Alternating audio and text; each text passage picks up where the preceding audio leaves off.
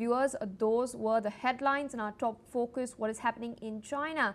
Chinese President Xi Jinping has declared that the rejuvenation of the Chinese nation is unstoppable as he opened a massive military parade marking 80 years since the end of the Second World War. With Russian President Vladimir Putin and North Korea's Kim Jong-un at his side, Xi warned the world is again at a crossroads between peace and war and dialogue or confrontation. Calling for global unity, Xi has urged nations to treat each other as equals and eliminate the root causes of conflict. Listen in.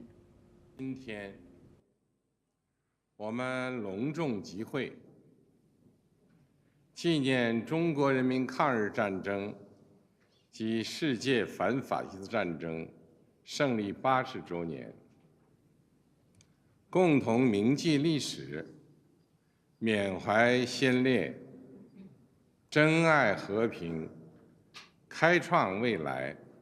中国人民抗日战争是世界反法西斯战争的重要组成部分。中国人民以巨大的民族牺牲，为拯救人类文明、保卫世界和平，做出了重大贡献。 Meanwhile, US President Donald Trump has reacted rather sharply, accusing Xi, Putin and Kim of conspiring against the United States of America. The display of unity between the three leaders comes at a time of rising global tensions and shifting power dynamics. Joining us on the broadcast is Mr. Ross Feingold. He's a political analyst from Taipei in Taiwan. Thank you for taking our time speaking to us on NewsX World. It has been 80 years since the Second World War ended. However, we've seen that there's a battle over narratives that is now taking place. So China and Taiwan especially continue this battle over who did what during the deadly war. They're still fighting to claim credit for victory. So do you think what we're seeing, this grand military parade by Xi Jinping, is an attempt to popularize the CCP's narrative?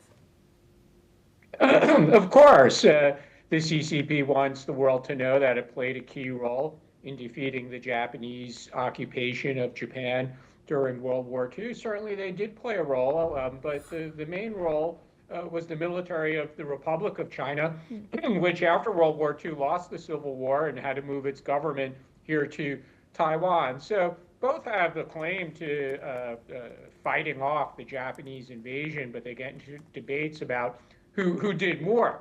But the reality is that the CCP won the Civil War that ended in 1949. And as I said, the government of the Republic of China retreated here to Taiwan. And China's become an economic and military power. So, of course, they have more ability to try to control that narrative. Indeed. And what do you make of Trump's fresh claims regarding a conspiracy against the United States of America? Because on one hand, we do know for a fact that China has its own ambitions of becoming the global hegemon. In fact, Trump was shaking hands with Putin a while back in Alaska. He also expressed his desire to meet Kim Jong-un again while interacting with the South Korean president at the Oval Office in Washington, D.C. And on the other, we're seeing Trump practically alienating its partners in the Indo-Pacific by slapping steep tariffs.